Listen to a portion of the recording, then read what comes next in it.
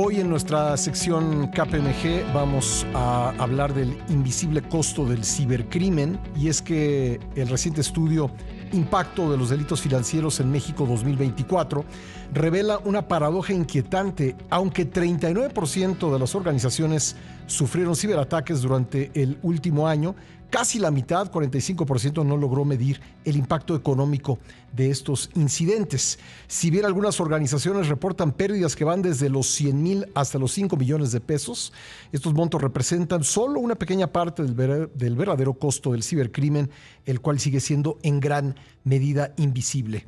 Esto lo vamos a platicar con mi invitado Jefferson Gutiérrez, socio líder de asesoría en tecnología forense de KPMG México. Jefferson, bienvenido al programa. ¿Cómo estás? Pascal, muy buenos días. Muchísimas gracias por la invitación. Un saludo para ti y un saludo también para quienes nos están escuchando y nos observan en este momento. Qué amable, gracias. ¿Por qué se podría considerar, Jefferson, que el costo real del cibercrimen permanece invisible? Hay distintos factores, Pascal. Fundamentalmente podríamos decir, vamos a centrarnos en 3 elementos fundamentalmente. El primero de ellos tiene que ver con que estos costos no financieros directos no son tan fáciles de cuantificar. En la mayoría de las ocasiones, tú lo mencionabas, puede haber una pérdida directa, ¿no? En el caso, por ejemplo, de un ciberataque que implique una pérdida monetaria porque le enviamos dinero a quien no debíamos, pues se puede ver claramente ese costo. Pero hay otros elementos que no necesariamente son tan fáciles de evaluar. Por Prestigio ejemplo, de la empresa. Exactamente. ¿Y cuánto cuesta eso? ¿Y cuánto cuesta recuperarlo? Es un tema complicado. Claro. Temas asociados a la recuperación misma, por ejemplo. Claro. ¿no? Entonces, tener un área específica para el combate al cibercrimen podría ser también, ¿no? Sí, a pesar de que hay algunas organizaciones que lo tienen, no tenemos cuantificado necesariamente el costo que va a tener responder al ciberataque.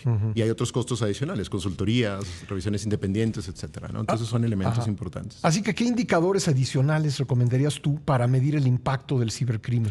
Los podemos ver vamos a hablar de temas financieros no necesariamente directos, como los que mencionábamos. Por ejemplo, el costo de capital puede aumentar si hay una pérdida de confianza en la organización por cuenta de un ciberataque. Entonces, salir a buscar capital puede ser más caro. Nuestras pólizas de seguro pueden aumentar también como, digamos, derivado de esto. Entonces son elementos que se pueden medir. En términos operativos, mencionaba, por ejemplo, las horas adicionales. Por ejemplo, vamos a tener que pagar nóminas, horas extra al equipo que responde al incidente, pero también vamos a tener otros costos derivados de las personas que no pueden trabajar derivado de ese incidente, ¿no? Y mencionaba también, por supuesto, en algunos casos, inclusive los auditores piden que haya un análisis independiente. Entonces, ahí también tenemos otros costos. Hay que contratar a alguien, ¿no? Hay que contratar a alguien que sea independiente, ¿no? Claro.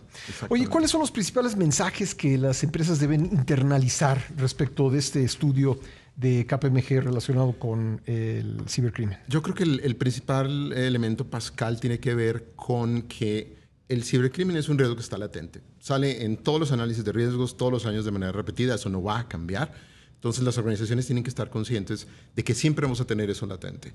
Es fundamental tener un análisis de riesgos. Tenemos que saber a qué nos estamos enfrentando como organización. Tenemos que trabajar mucho en la prevención. Es algo que repito hasta el cansancio. Prevenir, prevenir y prevenir. La prevención siempre sale más económica que la reacción.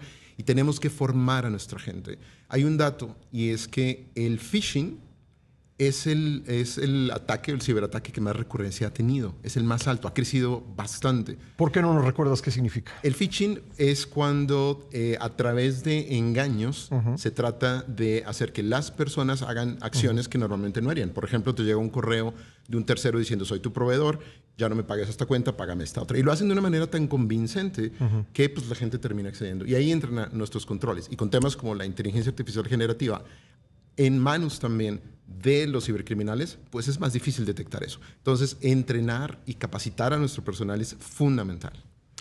Me imagino que algunas empresas se paralizan después de ser víctimas de un ciberataque. ¿Cómo evitar que el temor a sufrir otro frene la actividad de la empresa? Sí, es una pregunta interesante. Al final del día es cuestión de estar preparado, ¿no? Hay ejercicios que se pueden hacer en preparación a los ciberataques. Podemos hacer distintos elementos que nos ayuden justamente a, oye, si pasa A, entonces B. No va a ser perfecto, pero es algo que hay que empezar a hacer, así sea de manera imperfecta. Entonces, primero eso, ¿no? Estar preparados, estar conscientes de que estamos ante ese riesgo, poder llevar a cabo también auditorías post-incidente. Apenas una cuarta parte de quienes contestaron nuestra encuesta decían: oye, yo investigo después del incidente. O sea, es muy poco. Y si no investigas qué pasó o cómo pasó, ¿cómo vas a saber cómo tienes que prevenir después? Entonces, fundamentalmente, el mensaje es, propendamos por la resiliencia, preparémonos adecuadamente y tomemos medidas preventivas y sobre todo, y en esto quiero ser muy enfático, eduquemos a nuestra gente. Pues qué interesante. Jefferson, ¿dónde podemos encontrar el estudio Impacto de los Delitos Financieros en México 2024? Lo podemos encontrar en los sitios de internet de KPMG en México, en delineandoestrategias.com, o en nuestras redes sociales nos encuentran como KPMG en México. Pues perfecto. Jefferson Gutiérrez, socio líder de asesoría en tecnología forense de KPMG México. Muchas gracias por estar con nosotros esta mañana. Bueno, a ti, Pastel, muchas gracias y a toda tu audiencia. Gracias, que tenga excelente día.